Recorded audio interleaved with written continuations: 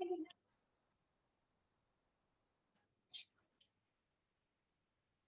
kita sambung pembelajaran kita. Bagaimana anda mentafsir perwakilan data. Okey, bagaimana kita nak tafsir perwakilan data lah. Okey, dengan mentafsir perwakilan data, kita dapat memperoleh maklumat dan seterusnya membuat inference dan ramalan. Okey, contohlah. Contoh 11. Okey, graf garis di sebelah menunjukkan jisim sampah dalam liputan yang dibuang di sebuah bandar dari tahun 2010 hingga tahun 2015. Okey, berapakah jisim sampah yang dibuang pada tahun 2010? Tu soalan dia. Jisim sampah yang dibuang pada tahun 2010. Jadi kamu lihat pada perwakilan data ni, plot titik ni, kamu lihatlah 2010. 2010 ni 2010. Jisim sampah yang dibuang adalah ni 1000 1.9 lah. 1.9 tan ataupun 1900 tan. 1900 tan. Macam tu je. Kamu jawab berdasarkan data yang kamu dapat ni lah, perwakilan data ni.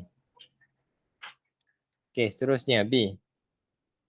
Apakah yang boleh anda nyatakan tentang jisim sampah yang dibuang pada tahun 2011 dan tahun 2014? 2011 dan 2014. 2011 mana? Ni 2011. 2014 mana? Ni 2014. Jisim sampah kamu lihatlah. Jisim sampah 2011 sebanyak apa ni? 2.1 tan. Jisim sampah 2014 juga adalah 2.1 tan. Samalah. Jadi jisim sampah yang dibuang pada tahun 2011 dan 2014 adalah sama. Jisim dia sama. Ni cikgu tulis jawapan secara ringkas lah. Jawapan panjang ada muka surat seterusnya lah.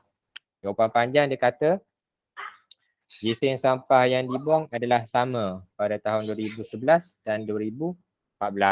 Macam tu. Mudah ni, tak ada kira-kira rumit pun. Okey, seterusnya. C. Cari mim. Mim ni adalah purata lah. Mim jisim sampah yang dibuang dalam tempoh 6 tahun itu. Jadi mim ni adalah purata. Mim. Jadi kamu tambahlah. Tambah semua jisim sampah 2010 berapa. Contohlah jisim sampah 2010, 1900. Ya.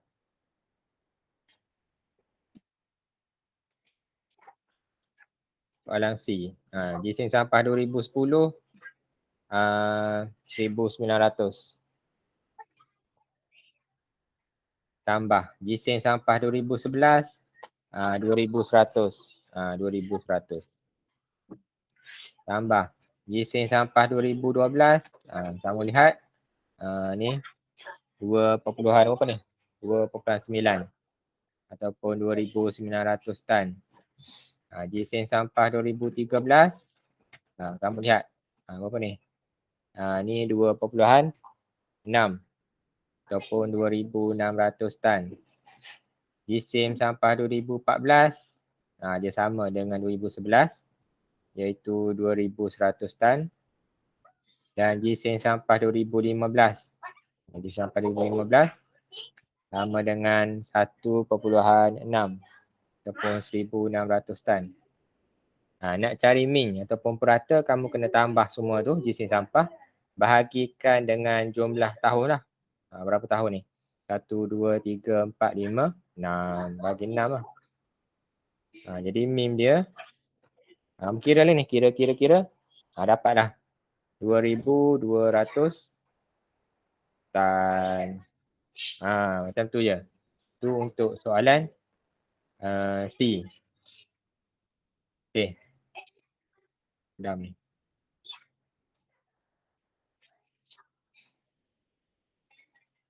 Okey, soalan D. Nyatakan satu inferen. Inferen ni macam kesimpulan lah yang boleh dibuat berdasarkan graf garis. Itu satu inferen, satu kesimpulan. Graf garis ni macam mana? Graf garis ni mula dia meningkat, kemudian bermula tahun 2012 dia menurun. Kamu buatlah kesimpulan. Boleh buat kesimpulannya 2010 hingga 2011 jisim sampah meningkat. Jisim pembuangan sampah meningkat. Tetapi pada tahun 2012 hingga 2015 berlakunya penurunan pembuangan jisim sampah. Daripada plot titik ni kamu buat kesimpulan. 2010 hingga 2012 meningkat. Meningkat. Kemudian daripada 2012 hingga 2015 pembuangan jisim pembuangan sampah menurun. Kamu buat ayat lah. Dari tahun 2010 hingga 2012 jisim pembuangan sampah meningkat. Meningkat. Kemudian 2012 hingga 2015 tulislah jisim pembuangan sampah menurun. Semakin menurun. Buat ayat lah. Inferen, buat ayat. Kemudian soalan E. Berdasarkan trend graf garis, ramalkan jisim sampah yang dibuang pada tahun 2016. Jadi kamu ramal lah daripada graf garis ni. 2012 kat sini, 2013 di sini, 2014 di sini, 2015 di sini. Maka untuk 2016 sebabkan trend dia menurun, maka mestilah lagi turun. Contohlah kat sini lah. Kamu kena kira lah. Ataupun ramal lah, lebih kurang. Dia tak ada jawapan tepat ni. Contohlah kat sini 2016. Jadi agak-agak lah. Jadi tahun 2016 jisim sampah adalah sebanyak 1,100 tan. Macam tu je. 10 belah 12. Ataupun kamu tengok beza sini. Yang ni 2010 kan. Ini 2011. Ini 2012. Yang ni 2013. Yang ni 2014. Yang ni 2015. Ini menurun ni. 2012 dengan 2013. Beza dia ni dia menurun sebanyak 300. Kemudian 2013 kepada 2014. Dia menurun sebanyak 500. Kemudian 2014 hingga 2015. Dia menurun sebanyak apa ni? 700 kan? Betul ke? Apa 700? 500. 6, 7, 8, 9, 10, 500. Jadi trendnya turun 300, turun 500, turun 500. Jadi bila kamu nak buat ramalan 2016, mestilah dia juga akan turun 500. Akan turun lagi 500. Jadi kamu tolaklah 1,600 tolak 500. Jadi kamu meramalkan tahun 2016 jisim pembuangan sampah adalah 1,100 tan. Macam tu je. Okey, boleh Ada masalah ni, contoh ni. Ada masalah? Tak ada. Thank you, Brian. Next. Mudah itu. Yang ni lah. Yang tak ada.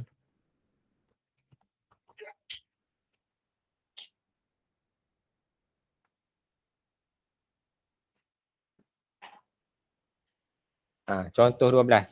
Kita lihat contoh 12. Di makmal kawalan kualiti, jangka hayat kepada jam yang hampir bagi 24 biji sel kering diuji. Sel kering ni maksudnya bateri lah. Sel kering ni adalah bateri.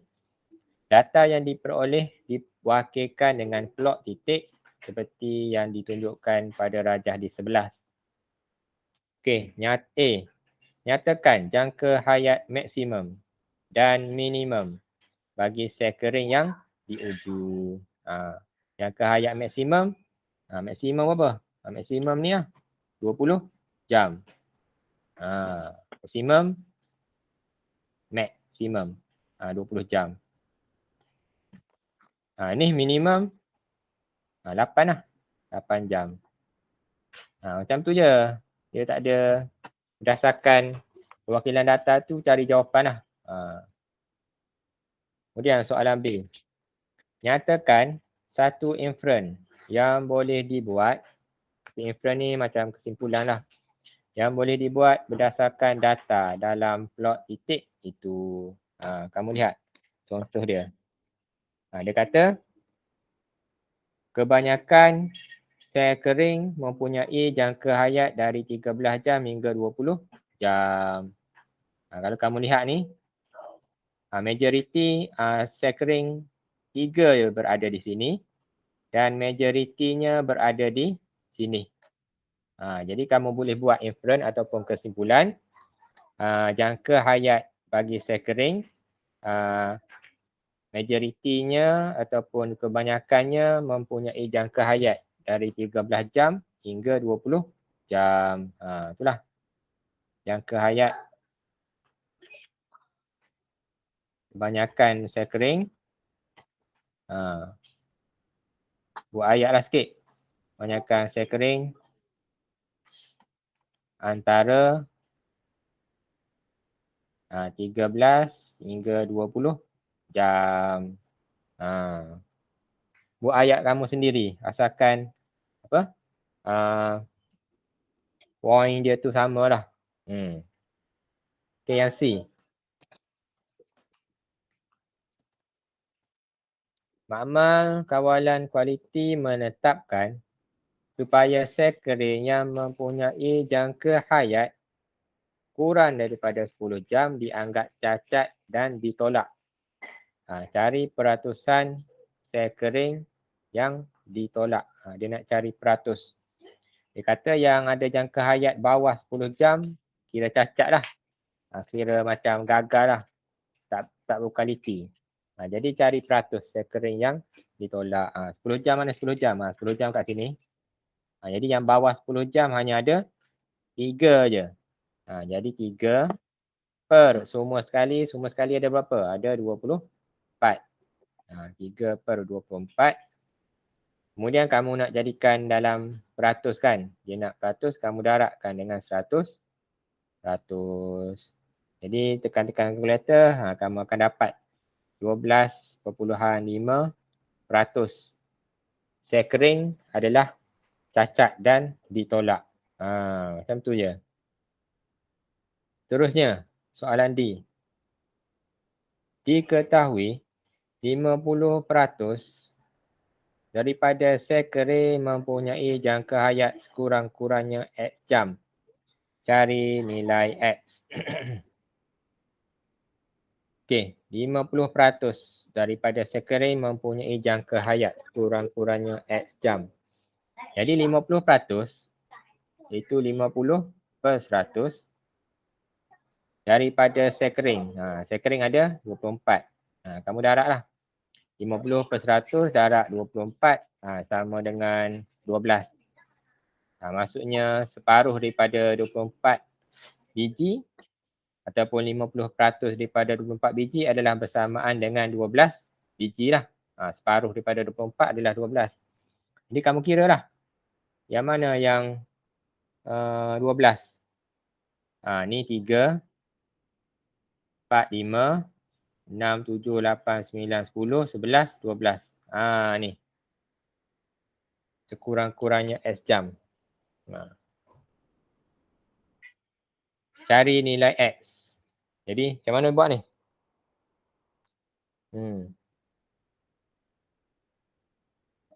Jadi X berapa ni? Jadi 50% separuh daripadanya mempunyai jangka hayat sekurang-kurangnya S jam. Jadi X, kamu pilih yang 50% ni daripada mana ni? Hingga mana ni?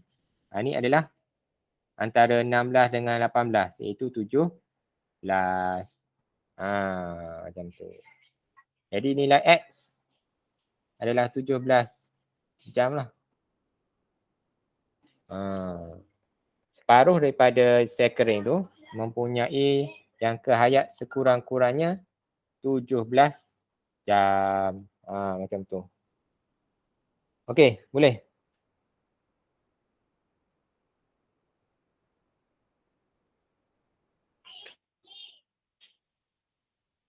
Ada masalah?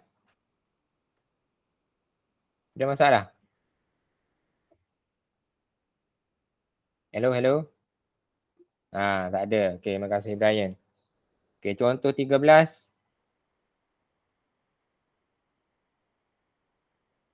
Oh.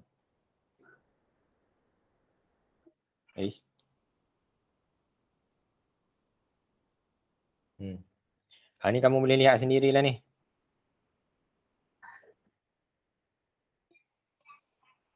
Contoh 13 ni boleh lihat sendirilah. Contoh 13. Kemudian contoh 14. Boleh lihat sendiri. Macam contoh-contoh yang cikgu terangkan tadi lah. Kemudian kamu buat latih ni. Latih diri 12.1D. Nombor 1. Nombor 2 dan nombor 3. Nombor 3 ya. Habis bab 12.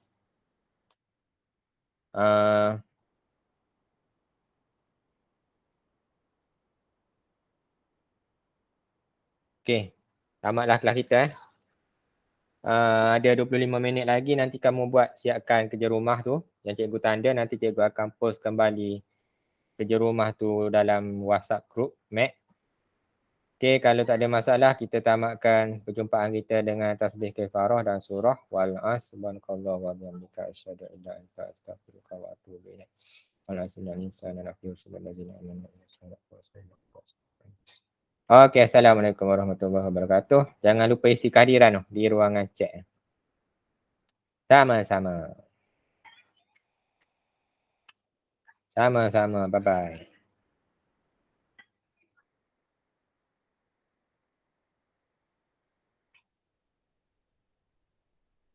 Yang belum isi kehadiran boleh isi link kehadiran di ruangan chat.